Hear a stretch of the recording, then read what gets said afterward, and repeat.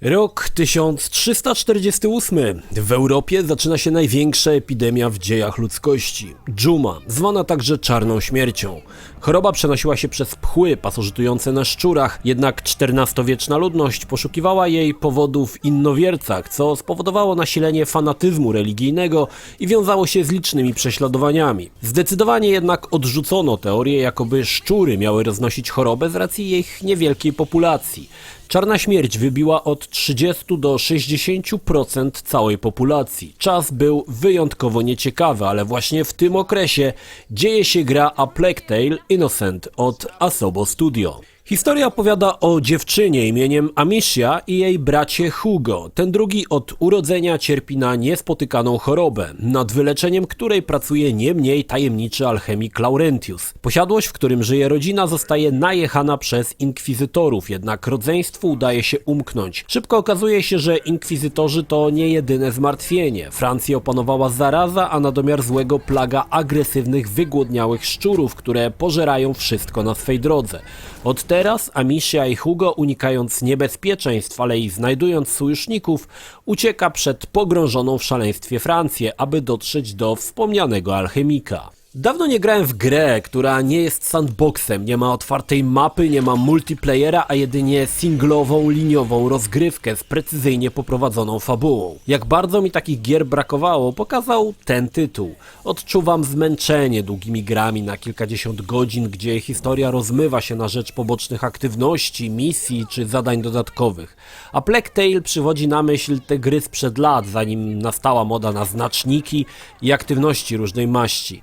Nie nastawiaj się na wielogodzinną rozgrywkę. To krótka przygoda, ale treściwa i ciekawa. I nie jest to też najlepsza gra, w jaką zagrasz. Ma spore problemy, sporo odstaje od największych hitów pod kątem graficznym, ale i tak warto poznać, bo gier o takiej tematyce w zasadzie nie ma. Amicia wraz z Hugo próbują przedostać się przez strzeżone miejsca. Gra trochę ma coś w sobie z Ico. Cały czas musimy Huga trzymać za rękę, a pozostawiony na krótki czas wpada w panikę.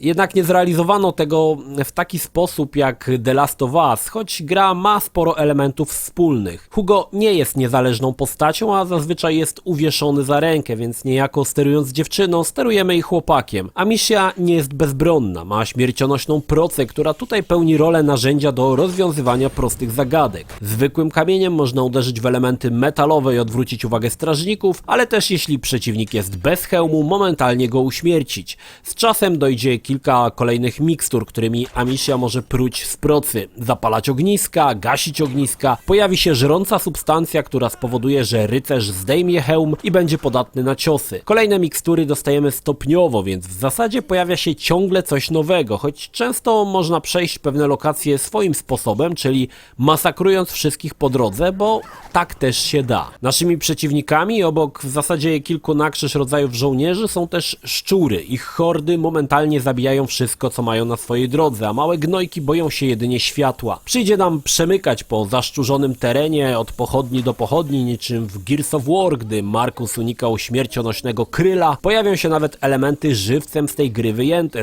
chociażby z przepychaniem pojazdu. Twórcy dodali dużo fajnych patentów, aby urozmaicić przygodę.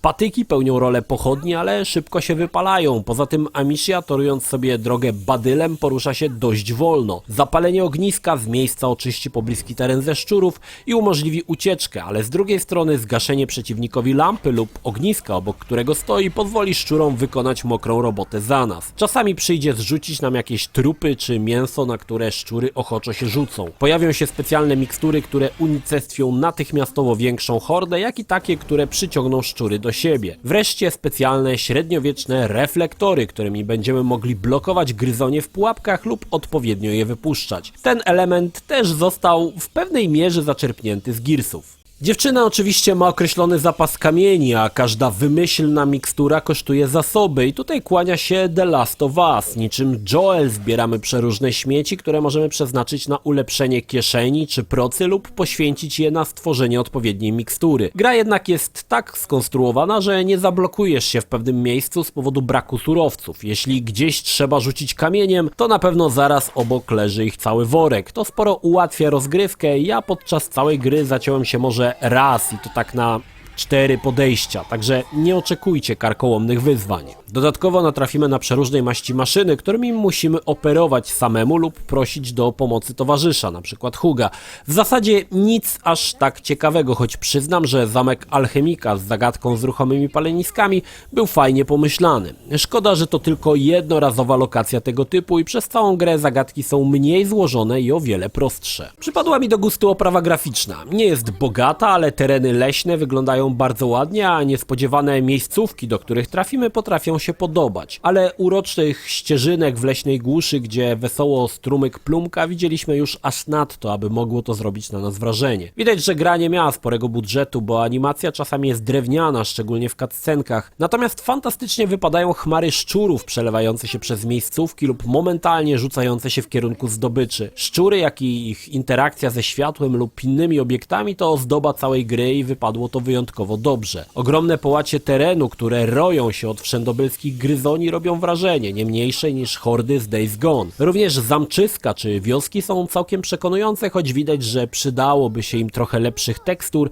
czy zróżnicowania. Gra stara się sprytnie maskować ogólną biedę dookoła, choć tutaj jest ona nawet uzasadniona czasami, w których toczy się historia. Rzadko to robię, ale zapadła mi w pamięć muzyka. Może nie ma w niej nuty, którą bym zapamiętał, ale fantastycznie buduje napięcie. Nie raz, nie dwa łapałem się na tym, że sama muzyka podnosi mi włosy na karku, sugerując, że coś się za chwilę stanie. Samą muzę można nabyć nawet na osobnym winylu, choć jak mówiłem, pomimo że jest to soundtrack orkiestrowy, ani jednej nutki nie potrafię przywołać z pamięci. Może dlatego, że tutaj jest ona integralną częścią gry i bez niej w zasadzie się rozmywa. Gra też nie ucieka od ciężkich tematów. Polowanie na heretyków, bezsensowna brutalność czy bezsprzeczna władza kościoła przewijają się przez cały tytuł niemal non-stop, co fajnie buduje klimat średniowiecznej Francji, ale pokazuje również, że wiek XIV to nie był łatwy kawałek chleba. Podobało mi się zakończenie, które wprowadza trochę elementów nadnaturalnych, choć końcówka zmienia trochę model gry ze skradanki w naparzankę, także dzięki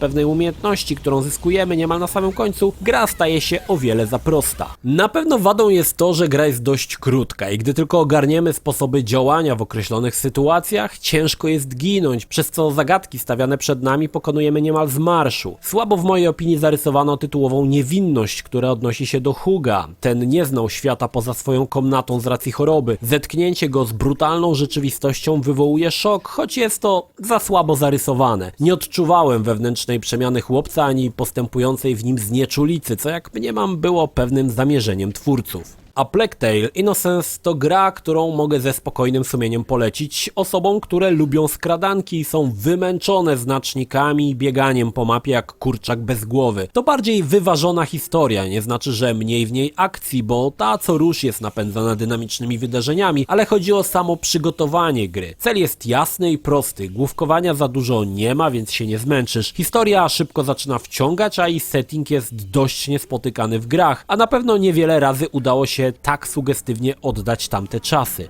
A Plague Tale to bardzo dobra gra, owszem, podbierająca co rusz, co lepsze kąski z innych gier, ale łącząca je w spójną całość, choć najbliżej jej chyba do The Last of Us, który był dla twórców sporym autorytetem. I dobrze, jak coś zżynać, to od najlepszych. Jednak czuć, że gra posiada własną tożsamość, a zaczerpnięte elementy zostały wprowadzone po to, aby urozmaicić rozgrywkę. Do tego świetnie zrobione chmary przelewających się szczurów i gęsty klimat owładniętej szaleństwem XIV-wiecznej Francji. Dla mnie bomba.